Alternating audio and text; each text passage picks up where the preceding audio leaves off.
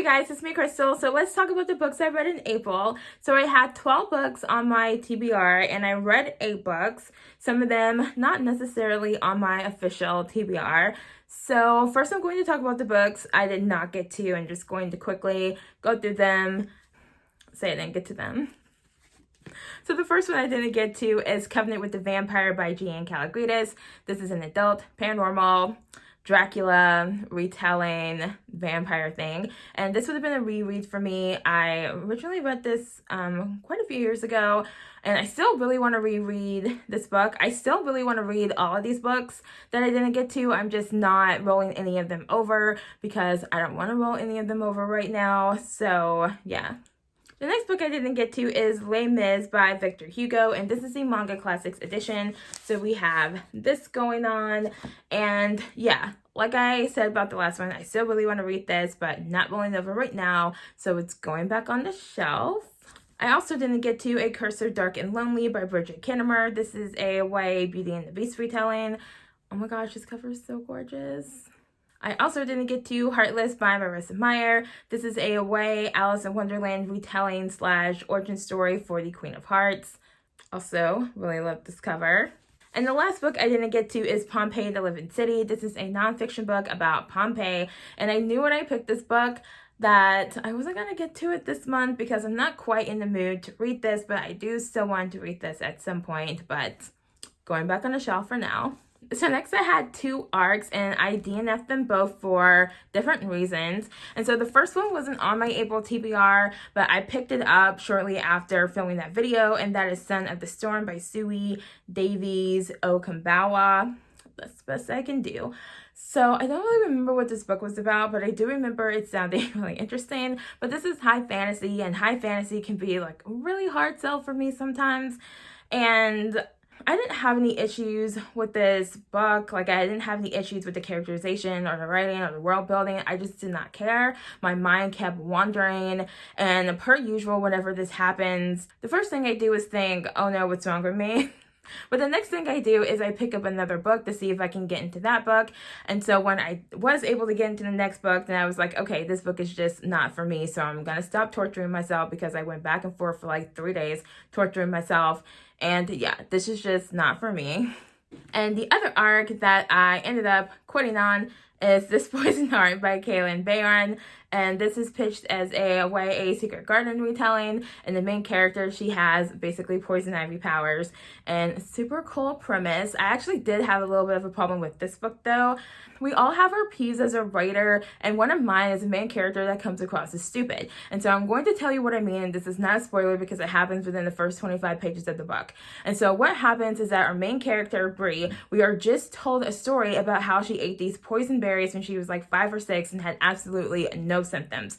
And her classmate, who also ate the berries, was like puking and had diarrhea and like couldn't eat solid food for a week. And meanwhile, she was perfectly 100% fine and healthy. So I'm like, okay, cool. She's impervious to poison. And so we have another scene that happens shortly after she tells us the story, where she goes into the woods and she touches some water hemlock with her bare hands. If you don't know, water hemlock is very deadly. And I have no problem with her doing this because she's impervious to poison. So then she goes back to her room. She puts on gloves for some reason. And I'm like, why are you putting on gloves? And she proceeds to like cut into this water hemlock. She accidentally cuts her finger, gets water hemlock directly into her bloodstream, and then has this huge melodramatic fit about how she thinks she's going to die in 15 minutes. And she's giving these stupid, tearful goodbyes to her parents. And it's like, oh my gosh, I love you, because she thinks she's going to die. And I'm like, seriously, you just told me that she's impervious to poison. And so why do I care if she gets water hemlock in her bloodstream? I'm like, oh, cool, what's going to happen? Because she's like she feels like drawn to poison.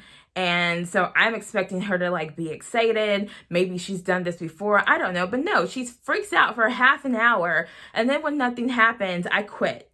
Okay, I literally put the book down. I'm like, I don't even care anymore. And that's really unfortunate because like this kind of ability is like one of my favorite kind of abilities there is. And I really want to read more books with characters who have this ability, but not like this.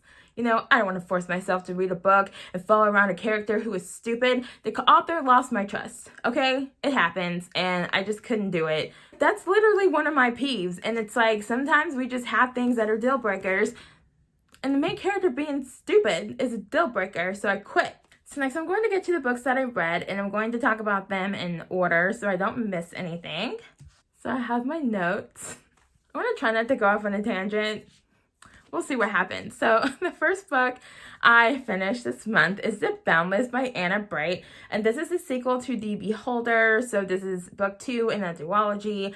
And it's basically like this mashup of different mythologies and fairy tales. And it's about this girl who is sent on a courtship tour by her stepmother who is trying to get rid of her. And so our main character is set to inherit the title when her father passes, hopefully not for a long time. But her stepmother wants her own child to inherit the title. And so she's hoping that our main character will find a husband overseas and not come back home. So I'm trying so hard. This was a really good book, okay? I swear, this is a really good book. I gave this 4 stars. It was epic. It was beautiful. Like I said, when I talked about book 1 when I read it last summer, the writing is gorgeous. It is gorgeous. It is immersive. It is stunning. The world building is amazing. Like, this story feels large and epic. And like, it's exciting and it's action packed and it's thrilling and it's so good. But okay, there are things called love triangles, right? And so basically there are 3 love interests over the course of these 2 books. And I immediately was like, I know who I want, right? Not immediately, but it's like once we met the first couple of people, I was like, okay, I know who I want. And then like something happens with the first guy in the courtship tour, and then I'm like, okay, that's fine because my guy is still in it. Well, then we get somewhere else and we meet this other guy, and he is so perfect. Just perfect. He's just perfect. And I hate that. I hate it. And one thing I really hate is when like the main character picks the love interest that is perfect. And one thing, it frustrates me, okay? It frustrated me a lot when I was younger and I would read crap like this, and it always made me feel like really mad because I'm like, first of all, perfection does not exist. So I didn't like seeing it in a book, and I understand this is fantasy, literally and metaphorically, and it's like, if she wants the perfect guy, she can end up with the perfect guy, that's fine. But like at the very end of the book, she was like, oh, she was willing to give the guy who was perfect all the time he needed to get his crap together, and she was gonna take some time to get her crap together. And I'm like, you couldn't do that for the guy I wanted? You couldn't give him time to get his crap together and then you end up together? Like, I was so angry. I went off on 3 separate tangents about this at work, and I'm so mad I don't even want to look at these books anymore. But I promise you, they are like so good and so beautiful and so epic, and it was super exciting. And if I had gotten the ending I wanted, it would have been 5 stars easy. But yeah, I'm petty and I'm taking away a star because I did not get what I wanted. And it wasn't just that I didn't get what I wanted. It was the reason why I didn't get what I wanted. It was the reason why the main character picked the perfect guy instead of the guy that I wanted. And I did not appreciate her reasoning. And yeah. But anyway, I gave this 4 stars. Let me read you the notes that I wrote for this story. I said, could this ending have been any more perfect and gross? But this was a very good and epic adventure. That sums up my thoughts in a nutshell. Okay, so the next book I read is Music by Christopher Rice, and this is a thriller with like some mad science thrown in. And so when I first started reading this book, I thought it was like a supernatural thriller, and it's not. It's like a regular thriller with mad science wallpaper. I gave this 4 stars. I thought this was really good. Once I got used to, the fact that I was reading an actual thriller, and once I got used to all the many different point of views, some of which I will maintain forever were completely unnecessary. So anyway, I borrowed this book from Prime Reading, And I did not read the description first because I just saw Christopher Rice's name and assumed it was dark fantasy like the other book of his that I read. Anyway, this was really good. It's about this woman who, okay, it's so dark, but stick with me. So her mom was killed by some serial killers when she was 9 months old, and the serial killers adopted her, and she was rescued when she was, I want to say, 9 or 10 years old. And so she was raised first, several years of her life by these psychopaths. And so she's been kind of like haunted by her past. And so anyway, she meets this psychotherapist and he's like, hey, I have this pill. It's good for anxiety. I think you should take it. And so she takes it, and then she gets home and there's this guy who's broken into her home who's been stalking her. And when he attacks her, her adrenaline and her fear go like through the roof, and all of a sudden she has like Superman powers for a few hours and she beats the crap out of this guy. And so that's basically what this book is about. It was really exciting. It was really good. It was, intense and satisfying. And yeah, Christopher Rice, he has my trust. He's definitely a very good writer. It was not what I was expecting, but not in a bad way. So the next book I read is The Sweetest Kind of Poison by Katie Weismer. And this is a very tiny book of poetry. And Katie is a YouTuber. And I'm not subscribed to her channel, but I ran across her book one day. And so I finally read it. I think I picked this poetry book up and her other poetry book up last year. So yeah, I gave this 4 stars. I thought this was good poetry. It has that kind of somber, tone that I like in my poetry. I'm gonna nitpick on something, and this is gonna sound so petty, but like, do you see this? This is what every single page looks like, okay? It's very visually underwhelming, and I read a lot of poetry books. And a lot of them, even if they don't have titles, and I don't like the little doodles that people put in poetry books, but I do like pictures, and every once in a while I will like the doodles, or at least, there's sometimes like a different form factor, like maybe, some sentences are broken, or it's centered, or something. And it's like every single page is left aligned, looks like this, and after a while I'm like, I don't want to look at this book anymore. But anyway, I thought this was good poetry, and I did really like this. So I'm looking forward to reading her other poetry book now. Okay, I gave this book 3 stars. This is Know Yourself, Know Your Money by Rachel Cruz. And this is basically a book. This is what the tagline says: discover why you handle money the way you do and what to do about it! ! Isn't she optimistic? So I don't have a lot of nice things to say about this book. But I will say the first few chapters were interesting and they were helpful, which is why I gave this book 3 stars and not 2 stars like I gave her last book. And it's my fault, okay? It's my fault for putting my trust in her again. But just to give you like a very quick overhaul without going off on a tangent, because I already tried to talk about this book and I went off on a tangent. So just to give you a quick overhaul of why I don't like this book, is Rachel, she's very nice. She means well. She tries to help, but she is extremely shallow. And at least she admits that she struggles with materialism. But it's just like there are different kinds of ways to be materialistic, and there's Rachel's way of being materialistic, which is very showy and very surface level and very shallow and very like, look at me, and like glitter. And so like she wants a nice car, so other people will be like, oh, look what a nice car she has. She wants nice things so that she can show them off.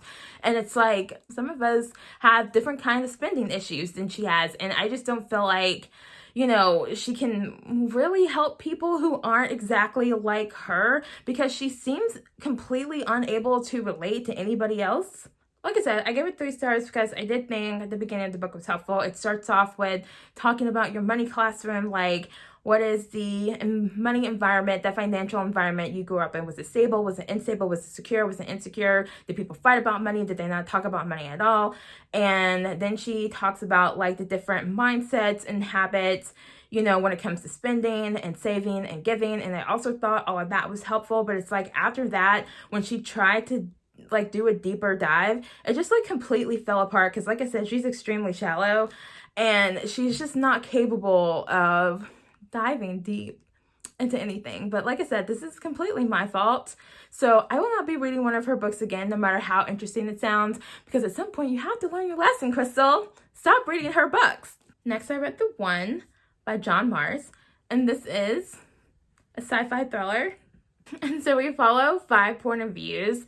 And basically what this book is about, if you don't know, is there's this company called Match Your DNA where you can send in a cheek swab and pay only $10, $9.99 to get your genetic soulmate. Brilliant. So I gave this 4 stars. I thought it was really, really interesting. It was really fun. I thought this raised some really interesting social questions. And so, but the reason why I only gave this 4 stars is because we are following 5 characters. So we're following Mandy, who I just called the super ridiculous, dreamy, you know, she's so ridiculous, it made me laugh though. Okay, so we have Mandy, our dreamer. We have Christopher, he's a psychopath. We have Jade, who was boring, but I didn't have a problem with her storyline at all. It's just like almost every other time when her name came up, I'm like, who is this again? Then we had Nick, who's a cinnamon roll. And then we have Ellie, who's like, she's cold and she's hard. And I just loved her so much. She's the CEO of the Match Your DNA company. Loved Ellie. But the reason why I took a star off is because, you know, so many endings, I'm just kind of not sure how I feel. So I'm not going to talk about them because I don't want to spoil anything, because this is a really interesting book and it's really fun to read and it's really fun to go through and like wonder what's going to happen with people. And yeah, it was really good. But I'm not feeling good about some of these endings. Like just going through everybody again, like Mandy's. Don't know how I feel about Mandy's. Was totally okay with Christopher's. Was totally okay with Jade's. There were some things I didn't like about it, but I was totally okay with it. Nick was totally okay with Nick's. Again, there were some things I didn't like about it, about the way some things happened, but overall I was really happy with it. And then we had Ellie. Not happy, but anyway. Definitely super fun, and I actually highly recommend if you like thrillers. Yeah. So next we have the only 5-star read of the month, and that is Ruin and Rising by Leigh Bardugo. Okay, so I talked about this already, about how like I went into this series like knowing how it ended. Tell me why I was crying. Like I literally at one point in the end, and if you read this book, maybe you know what I'm talking about, but something happens in the fold. I start crying. I put the book down and I'm like yelling. I'm like, did people deceive me? Oh my God, what's going on? How is everything gonna be okay? And I was just like really upset. And I'm like, if something happens, I'm gonna be so angry. I'm probably gonna rip the book to shreds. Obviously the book is intact, so everything is fine. And anyway, I kept reading. This is just so good. It's so good. And also, okay, I'm serious. Who is sheeping Alina with the Darkling? I love the Darkling. He is a great villain. Okay, he is beautiful. He is ruthless. He's a bad guy. And I love a good villain, you know? But it's just like Alina is not evil. But I understand he's very charismatic. There's this scene where like him and Alina are talking and she's basically like, you're evil, whatever. And he's like, you can make me a better man. And I'm like, don't fall for it, Alina. But I was falling for it. So I'm glad she didn't fall for it. And I'm like, Crystal, what is wrong with you? Anyway, this is really, really good. Love this so much. It was so satisfying. I love the ending. I mean, like, yeah, there are some things that are heartbreaking about it. I just love this so much. And yeah, there's this thing about Maul that I did not see coming, and I'm really disappointed in myself. Because I'm like, now that I think about it, I'm like, wow, that was really, really obvious. But I didn't see it coming because Leigh Bardugo is like a really, really good writer. So yeah. The last book I've read is New Mutants of Volume 1. This is by Jonathan Hickman and Rod Reese. And this is not the last book I read. This is the second to last book I read. Okay, so let me just read you my notes because, yeah. So I said this is kind of boring and unorganized, but mildly entertaining with a few good characters, most of them pointless though. There's nothing else to say. 3 stars. It was fun. This is what our art style looks like in case you want to see it. It's a little, it kind of looks like a little bit like watercolors to me, but anyway, there's Magic. I love her. Yeah, this was fun. Okay, now the actual last book I read is Pretty Dead Girls by Monica Murphy. This is a YA thriller, and it's about there's this group of popular girls. They're in this group called the Larks, and the Lark is full of like the most like special and popular and athletic and important and gorgeous girls in the school and smartest. And someone is murdering them, starting with the seniors, because the Larks are made up of 5 seniors and 5 juniors. And the seniors are getting picked off one by one by a killer.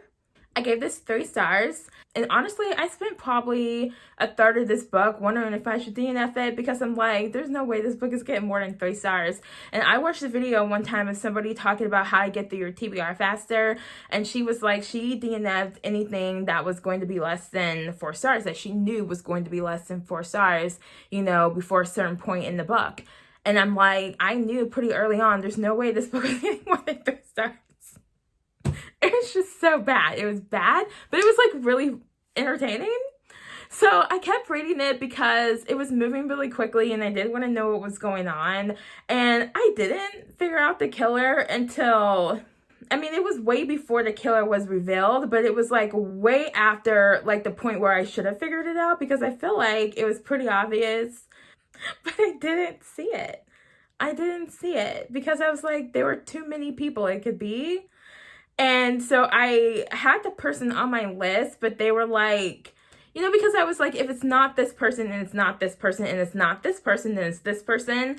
So they were literally at the bottom of my, you know, who's the killer list. Anyway, this book was ridiculous, okay? I can't tell if the author was being serious or not. If she was joking and this book was supposed to be kind of shallow and stupid and ridiculous, and she did an okay job. If this book was supposed to be serious, this book is not well written at all. It is so dumb. The narrative style is dumb. The characters are dumb. The main character has like no personality whatsoever. She spends like a huge amount of time trying to convince me that she has emotions and that she cares about these girls who turned up dead. I'm like, you don't care about them. I don't feel like you care about them. The author's telling me you care, but I don't feel like you care. And then in the midst of all these dead bodies showing up, there's this guy who's weird, and she's like, he's kind of hot though. And I'm like, wow, you're dumb. But like I said, it was really entertaining. So yeah. So there's a lot of books that I read in April. So let's talk about what's on my May TBR. But before I get to that though, I actually forgot 2 books. This book was on my TBR. So this is The Shadows Between Us by Trisha Levenseller. This is a YA fantasy in a very vague European-ish historical setting. I'm about this far in. So not very far in. Really fun so far. Really ridiculous. I'm having a good time. So obviously I'm still reading this, so this is going on May's TBR. And then this was not on April's TBR. This is In the Dream House by Carmen Maria Machado. And this is a memoir about her experience being in an abusive relationship. I don't know if you can tell. I am like at the very, very beginning. So I still don't know the nature of the abusive relationship, like how it was abusive, but I will be slowly picking my way through this also in May. But before I get to everything else that's on my May TBR, obviously my favorite read of the month was Ruin and Rising by Leigh Bardugo. It was the only book that I loved, and yeah, it was just so good. So I'm gonna read you this one line I put in my notes for why this is my favorite book of the month, because I said, I can't believe I knew how it ended and I still got so emotional. Yeah, that was really fun. Anyway, so I'm not picking anything out of the TBR jar this month because I'm actually changing things up and I need some time to get prepared. So my May theme is prepping for the reading hour TBR game. I'm very excited about this. So I got this idea from someone else, and I'll talk more about it at the end of May when I do that video. But I have some things that I have to get together. Anyway, I'm so excited because I want to change things up, because for one thing, I kept picking the same themes over and over again, so I don't feel like I was getting a lot of variety in my TBR. And then also, I just kind of want the option to like pick the book. And so like if I pick a theme, like I still have my TBR jars, because there are some like themes I just can't keep up with. There's some prompts I just can't keep up with all the books that go with that prompt, and I don't want to be standing in front of my bookshelf tracking down all of these books. But I wanted to change things up so I could get a little bit more variety, you know, get some of these books that have prompts that I was just like never landing on, and also like just give myself just a little bit more flexibility. Yeah. So I'm gonna go through the journal. So May's theme, first of all, I don't know if you know this, May is my birthday month, so my birthday is in a couple of weeks. So May's theme for some reason is flowers. I do like flowers and I love roses. I kind of was thinking you should have picked something more exciting for your birthday, Crystal, but anyway. And here's my TBR page. It's kind of a mess. And these are my reading wrap-up pages. And this is where I will put my favorite read for May. I really love this picture. So let's talk about what's on my May TBR. And I did pick all these books myself except for the ebook, so I'm going to talk about those first. And the first random ebook I picked is Camilla. I have to look at my notes. And this is by J. Sheridan LeFanu. And I heard someone say that this was like a vampire book that came out before Bram Stoker's Dracula. And so I wanted to read it, and it was free, so I downloaded it. And we'll see, it's not that long. I'm not like excited about it, but I am curious and I do want to read it. And then the other ebook I picked is Sex and Vanity by Kevin Kwan. And this is a contemporary book. I don't know if it's contemporary romance. I haven't read a Kevin Kwan book yet, but it's about this girl. I think she's half Chinese, and she kind of like shuns her Chinese half, but she has this trip that she took to China when she was in her early 20s, I want to say, and she hooked up with this Chinese guy, and then like years later, she's like engaged to this rich white man, and her paths cross with this guy that she hooked up with on her China trip. And I think there might be some cheating involved, and there's definitely a lot of drama, and there's like some rich people drama and some relationship drama, and I'm just very curious to read a Kevin Kwan book, and I am really excited about this. So the next book on my May TBR is Poems for the End of the World by Katie Weismer. And so I decided to just go ahead and pick up my other Katie Weismer poetry book since I like the other one. So yeah. The next book on my TBR is Near to Bone by Christina Henry. As far as I know, this is like supernatural horror. I haven't read a Christina Henry book yet. I have 2 of her other books. I picked this book up the day it came out. I don't know why. I don't even know where I saw this. I don't know if I saw this in the email from like Books A Million, but I saw the cover and I saw her name, and I was just kind of like, oh cool, let me click on and see what this book is about and see if I want to add it to my to-buy list for the next time I buy books. And it's like about this woman, and she like lives in this like secluded cabin with her husband, but like her husband, he sounds like he's really abusive. But then like some people show up, and also I think there's like something creepy in the woods outside of their cabin, and it sounds really haunting. And I haven't heard much about it, but what I have heard has been really good. And so I was like, I really want to read this like right now. So yeah. So next I have The Midnight Library by Matt Haig, and if you saw my book haul, I said I was going to put this on my May TBR because I thought this would be a good book to read around my birthday. It's about this woman, and she tries to kill herself, and she ends up in this kind of limbo, and so she ends up at this a library, and every single book is like a different choice she could have made, and so she can open the book and travel into that choice, and if she wants to stay, she can. If she wants to come back, she can. And yeah, I don't know, I'm just really curious. about what lessons she learns, going through this midnight library. And maybe it'll be something to help me. Not that I need help, but. The next book is House of Hollow by Krystal Sutherland, and we like an author sharing her name. And so this is a YA, I want to say supernatural horror. One of my writing friends read this, and when she was still pretty early on in the book, she sent me a message and she was like, oh my gosh, this book is so creepy and atmospheric and it's right up your alley. You have to read it. And I did have it on my radar because look at this cover. It is so haunting and disturbing and gorgeous. I wasn't going to buy it yet, but she spoke so highly of it while she was reading it and after she finished it. And it does sound like something I would like. And so since I was already buying another book because I just couldn't wait to buy this other book, I decided while I'm at the bookstore, let's go ahead and pick this one up as well. So yeah. And speaking of books that just came out that I can't wait to get to, I have Malice by Heather Walter, and this is an adult fairy tale retelling. So excited.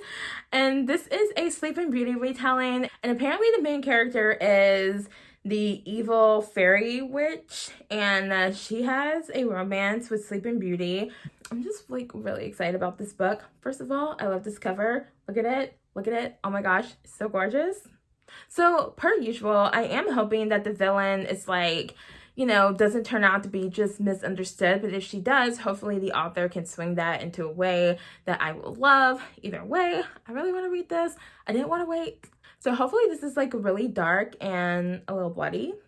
So next, I have Six of Crows by Leigh Bardugo.